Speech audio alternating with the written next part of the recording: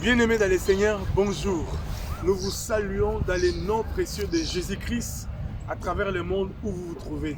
Vous allez devoir nous suivre des fois en différé, des fois vous allez nous suivre par rapport au décalage horaire, mais peu importe le moment que vous allez nous suivre à votre rythme, Dieu va vous visiter à travers cette vidéo. Nous sommes le 22 mars 2021, notre rendez-vous dénommé Parole d'encouragement. Nous bénissons le Seigneur pour l'opportunité que le Centre évangélique La Bannière nous donne à travers ces plateformes pour que nous puissions répondre favorablement à ces grands rendez-vous dénommés Parole d'encouragement. Bien-aimés, je suis heureux ce matin. Pourquoi? Parce que nous voulons ensemble cogiter autour de la parole. La parole de Dieu ne change pas depuis les temps anciens, depuis la nuit des temps. La parole est restée la même. Mais la parole de Dieu a la capacité de changer les hommes, les femmes, la nature et tout ce qui se met en contact avec elle. Mais ce matin, si nous nous laissons un tout petit peu submerger par la parole, nous serons aussi énormément bénis de la part d'Adonai. Gloire au Seigneur. Nous allons prier pour commencer notre exhortation de ce matin. Père, nous te recommandons ces instants. Saint-Esprit, parle-nous pendant ces moments que nous voulons ensemble réfléchir autour de ces textes. Sanctifie ma vie, sanctifie la vie de mon frère, sanctifie la vie de ma soeur. Que nous soyons bénis de ta part ce matin à travers de ta parole. Que ces livres de la loi ne s'éloignent point de ta bouche, disais-tu à Josué. Nous voulons appliquer ça ce matin dans le nom de Jésus. Amen. Bien-aimés dans les Seigneurs, nous sommes heureux et vous aussi vous l'êtes parce que la parole va nous faire énormément du bien. Nous sommes en train, bien-aimés, depuis le début de ce mois de mars, commencé une série d'enseignements que nous avons dénommés les actes qui étonnent les Seigneurs. Les actes qui étonnent les Seigneurs. Et nous sommes toujours dans ces voyages. Nous avons vu des personnages, nous sommes en train de voir des personnages bibliques qui ont posé des actes qui ont étonné les Seigneurs. Des actes qui ont poussé les Seigneurs à ouvrir sa bouche et qu'elle puisse arracher de la bouche du Seigneur une parole pour la guérison, une parole pour le miracle, une parole pour le changement de leur vie. Et pas plus tard que lundi passé, nous avons vu un homme qui s'appelle Zachée. Il a arraché de la bouche du Seigneur une parole et sa cécité a été guérie. Et nous sommes en train de continuer ces voyages sur cet élan. Et ce matin, nous allons considérer un texte qui est la suite du texte que nous avons commencé le lundi passé. Et dans ce texte, nous avons dénommé ou titré notre exhortation de ce matin les sycomores des Zachée. Les sycomores des Zachée. Les érudits de la parole commencent déjà à comprendre ce que nous voulons ensemble partager. Bien, nous sommes dans le livre de l'évangéliste Luc, au chapitre 19, du premier verset jusqu'au verset 10. Luc, chapitre 19, du premier jusqu'au verset 10. Luc, c'est un médecin. Et ce médecin, après avoir fait beaucoup de recherches et consulté ceux qui étaient physiquement présents au jour de sa chair, lorsque Jésus était ici-bas, pour pouvoir nous produire ce travail éloquent, ce travail merveilleux de l'évangile de Luc. Je procède à la lecture de la parole. Jésus traversait la ville de Jéricho. Déjà d'emblée, vous comprenez que c'est la suite de ce que nous avons lu les lundis passés. Donc il continue, après avoir guéri de manière miraculeuse Bartimée, il continue son chemin. Et voilà, la suite ici, Jésus traversait la ville de Jéricho, chapitre 19, verset 2. Or, il y avait un homme du nom de Zachée. Il était chef des collecteurs d'impôts. Et c'était quelqu'un de riche. Bien-aimés dans les Seigneurs, ici, nous sommes en face d'une personne pas laissée pour compte. Une personne riche, stable, socialement élevée par rapport à son rang. Il n'était pas tout simplement un collecteur d'impôts, mais il était le manager des collecteurs d'impôts. Il était le responsable. Et par-dessus tout, cet homme était riche. La Bible nous relate, bien-aimés dans les Seigneurs. Cet homme collecteur d'impôts et de surcroît responsable des collecteurs d'impôts était riche. Cependant, cet homme avait un besoin. Cet homme avait un besoin. Alléluia. Bien-aimés, si nous nous arrêtons une seconde, nous pourrons dire ceci. Bien-aimés dans le Seigneur, le bien de ce monde, les avoirs de ce monde, le luxe de ce monde, les rangs de ce monde, tout ce que nous pouvons recevoir de ce monde ne peut pas combler le vide que l'éternité a créé dans nos cœurs si nous sommes distancés de Jésus. Tant que nous serons distancés d'Adonai, le vide de l'éternité, le vide divin ne pourra pas être comblé par tout ce que nous pouvons recevoir de ce monde. Cet homme s'appelle Zachée, un homme riche, un collecteur d'impôts, un douanier. Si nous devons l'actualiser. Verset 3, il cherchait à voir qui était Jésus, mais il n'y arrivait pas à cause de la foule, car il était de petite taille. Bien-aimé dans le Seigneur, cet homme, malgré tout ce qu'il avait, ce que je venais de dire, il avait un besoin dont la richesse, son rang social, ses avoirs n'arrivaient pas à combler. Et ce besoin, c'était de voir Jésus. Que dis-je? Ces besoins, pensait-il qu'en voyant Jésus, ces besoins allaient être comblés. C'est le besoin de l'éternité, c'est le besoin divin. Et hélas, malgré son besoin, il avait un souci. Il avait un problème. La Bible dit qu'il était de courte taille.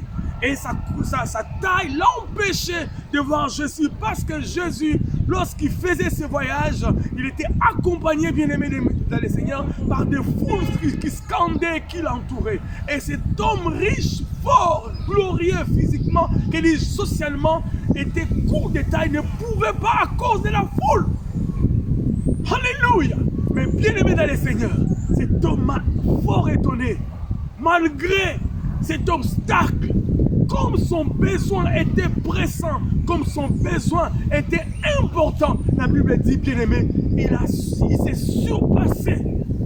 Nous voyons déjà tout doucement comment cet homme a commencé à conjuguer des actes qui étonnent les seigneurs. La Bible dit, alors que la taille l'empêchait, bien-aimé dans le Seigneur, qu'est-ce qui t'empêche de rentrer dans la présence de Dieu?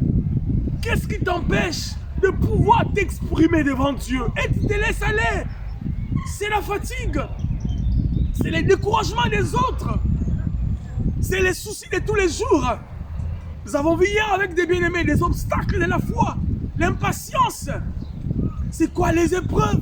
Toutes ces choses peuvent t'empêcher. Verset 4, pour aller vite, la Bible dit, il courut donc en avant et grimpa sur un sycomore pour voir Jésus qui devait passer par là. Alléluia! Cet homme a posé un acte qui étonne Jésus. Malgré son opulence, malgré sa place, sa vie sociale, malgré son niveau de vie, malgré sa richesse, malgré tout ce qu'il avait bien aimé dans le Seigneur, la Bible dit il a couru jusqu'à ce qu'il est monté sur un sycomore. Bien-aimé dans le Seigneur, à ses risques et périls à cause de son âge, il pouvait tomber. Il avait peut-être la quarantaine, la cinquantaine, je ne sais. Bien-aimé, imaginez à cet âge, monter sur un sycomore, bien-aimé. C'était pas évident. Mais il a posé cet acte. Ça, c'est un. Deuxièmement, bien-aimé, il était à la merci du ridicule.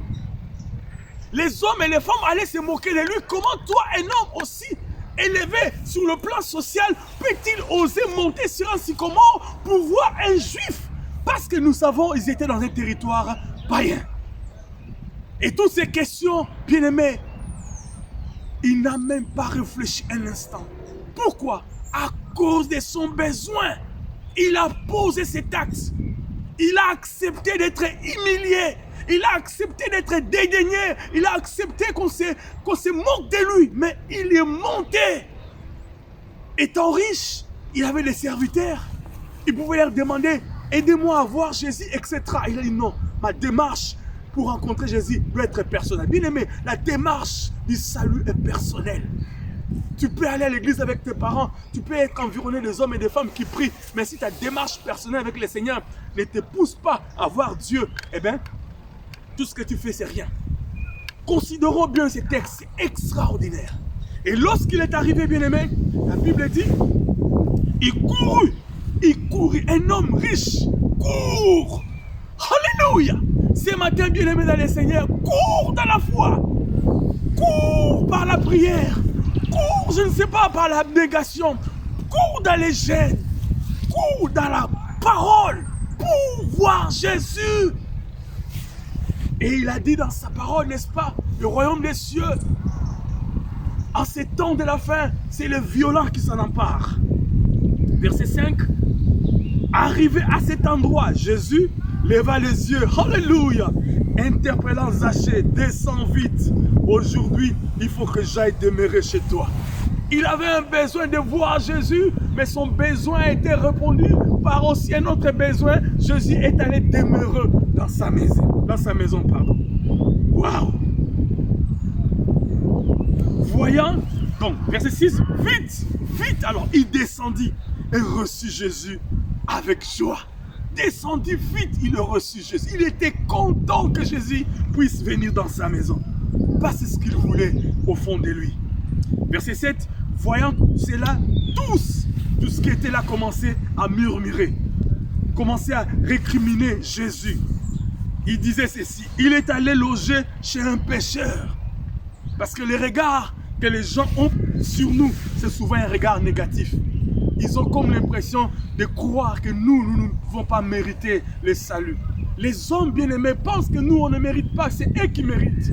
Si tu es visité par Dieu, ils se posent la question, pourquoi lui? Mais ils ne savent pas les démarches, ou la démarche que tu as fait, ou les exercices que tu t'imposes pour pouvoir rencontrer Jésus. Triste histoire.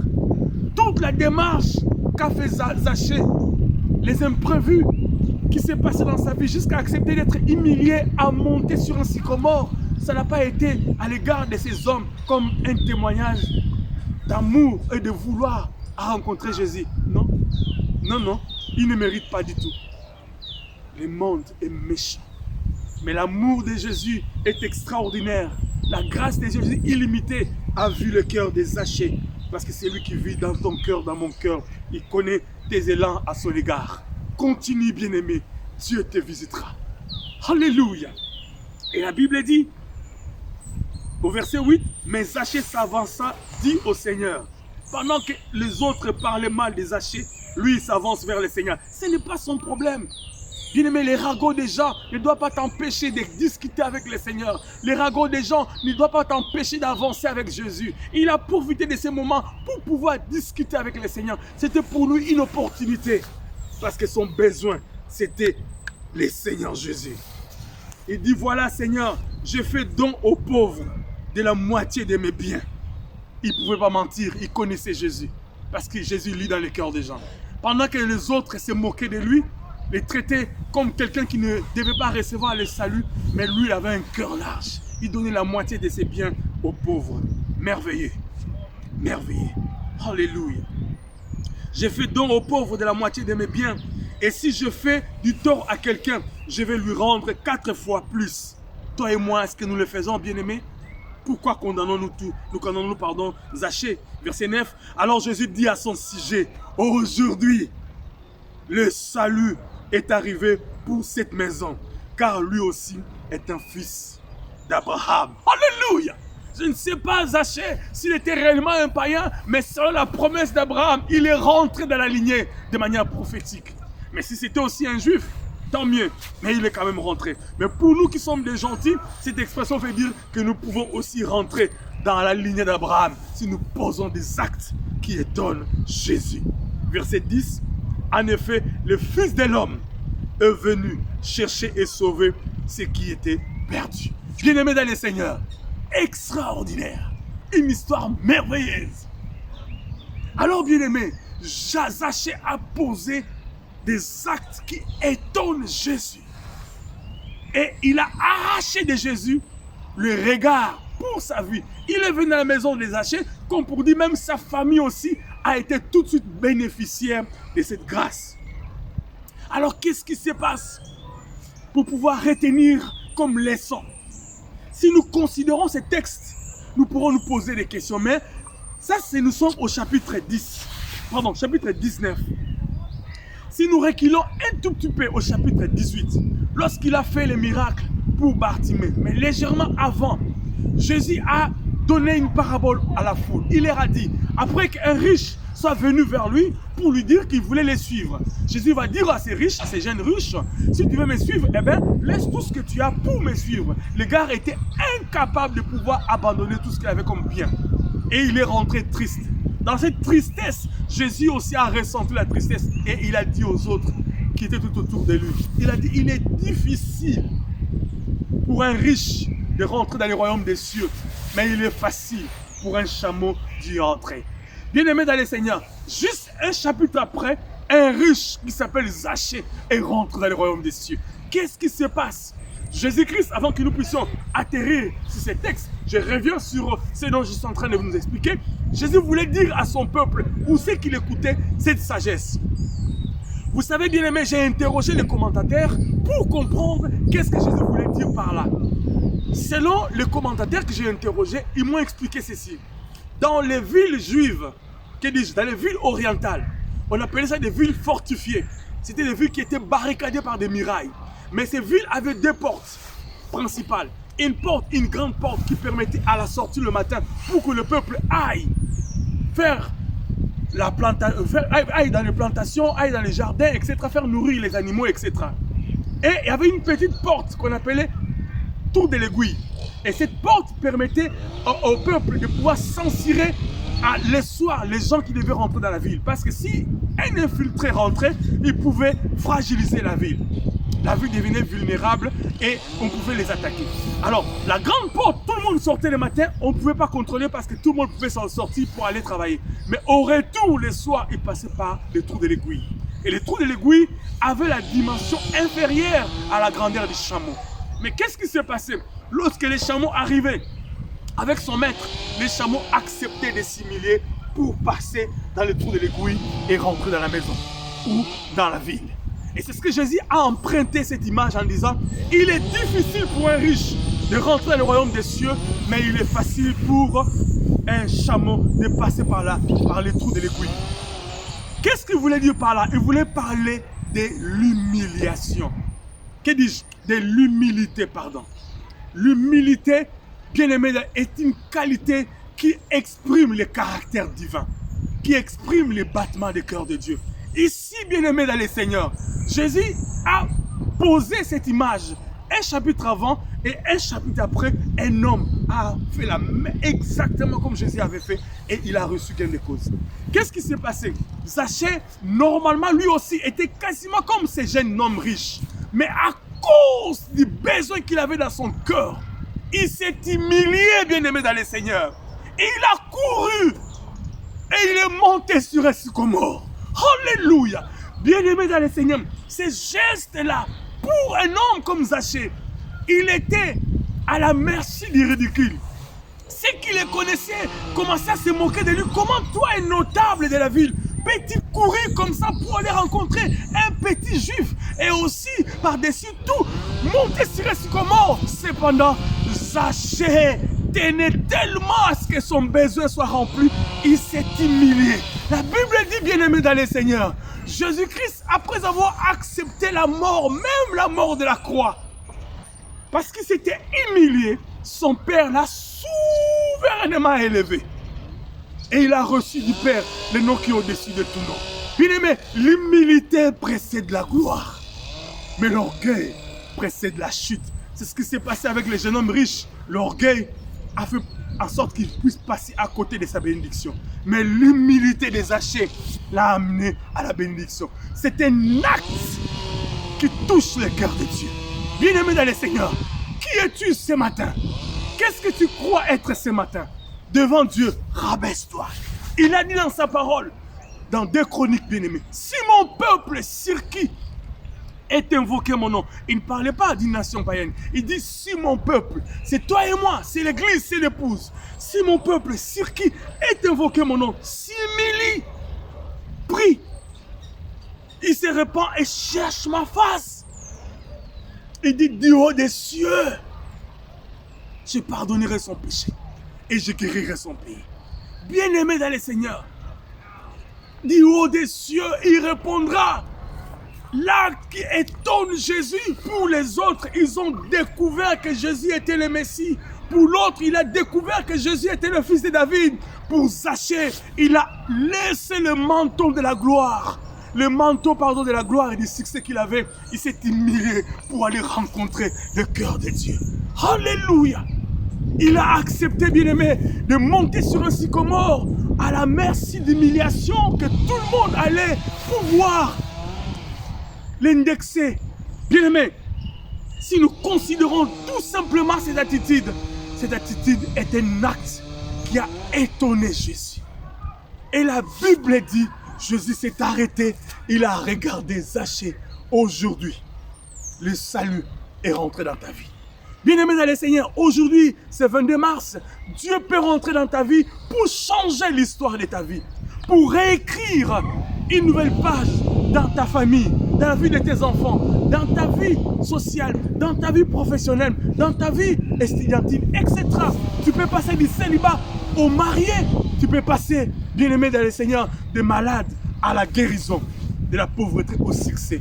Mais pose un acte qui étonne Jésus comme Zachée l'a fait. Dans le nom de Jésus, Dieu te fera du bien. Amen. Prions le Seigneur. Père, merci pour ces moments extraordinaires de ta parole. Nous avons vu en Zachée les modèles parfaits d'un homme qui s'approche du trône de la grâce, humble, avec humilité. Et tu as rencontré son cœur. Ce matin, pour mon frère, pour moi-même surtout, aide-moi à être humble. Aide-moi à être humble. Aide-moi à être humble, Seigneur, au-devant de toi.